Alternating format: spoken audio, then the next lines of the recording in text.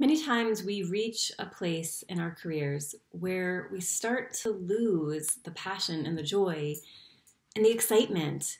Maybe we've been in the career for multiple years or many decades, and it's gotten to the point where we're almost on autopilot. We get up, go to work, go through the motions, go home, and then do it all again the next day. And when we get to this place where we're sensing this growing discontent, which is triggering us to either engage in some form of distraction to ease the discontent, or we're numbing it by telling ourselves it's okay and we should just be grateful and it'll get better.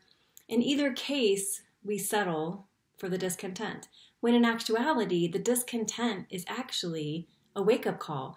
It's telling us it's time for a change. It's time to do something different.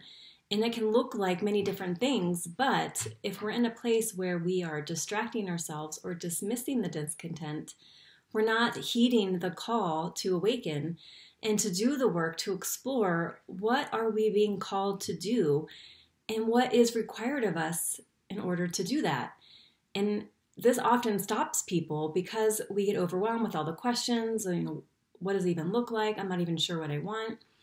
What is the right next step? What is it going to take for me to make those steps? Am I even in a place where I can make that transition or make that change? And so what I want to share with you are some ideas of how to start to lean into the discontent and see the gift in it so that you are positioning yourself to really step into the person you are meant to be.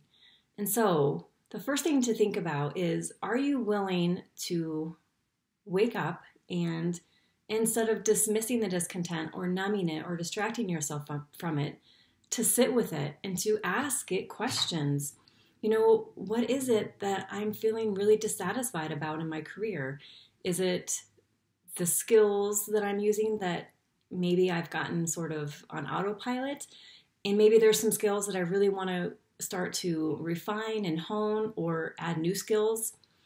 Is it that the knowledge is no longer interesting to me and I want to grow in my knowledge or seek a new area of expertise? Is it the people that I'm surrounded with? Is it that I'm at a place where I want to be challenged more intellectually and stimulated in a different way with the conversations that I'm having? And then the other thing to think about is, what is it that I'm giving my energy to?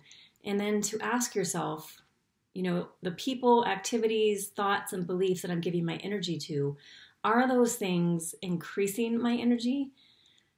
Or are they draining my energy? And so all of those are great questions for you to start to explore. What is this discontent here to teach you?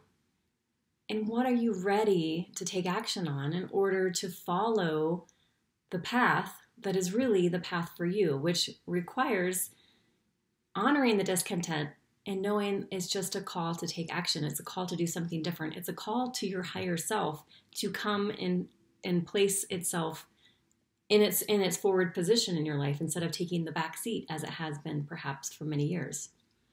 And when you're doing this, when you're ready to take the actions and to start to see what are the new skills I want to develop, or what area of expertise do I want to start to pursue, and what are the types of people I want to surround myself with, as well as what are the types of things I want to put my energy into.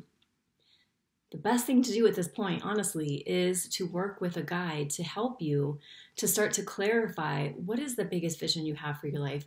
What is the work that you are meant to be doing, that you are born to do, and how can you start living in alignment with that purpose so that you have a sense of meaning and fulfillment and contribution, and at the same time, you feel free to be the highest expression of you, which allows you to have more freedom and more fun, which really is the reason we do many of the things that we do, is to experience a higher elevated state. So states such as joy and appreciation and excitement. And so taking the action to start to do this work and to hire someone to be your guide along with you takes courage, because it's not easy for most of us, especially growing up in the US, to say we need help. But doing it on our own is like the blind leading the blind, because we can't always see where we want to go, nor can we see how to get there. And often we're the ones that actually create more obstacles for us and tend to default into the path of least resistance, so we don't end up making the changes that we truly desire. And then another year goes by, and then another year, and we're wondering, why is it that my life doesn't look the way that I desire? Why is it that I don't feel this sense of purpose and passion and excitement? And why is it that I feel like I'm just going through the motions and kind of making it through life versus living a life that I truly love and that I am on fire for everything that I'm doing and the conversations that I'm having, and I'm cultivating a state of being that gives me energy and that is truly a source of energy for everyone that I come into contact with.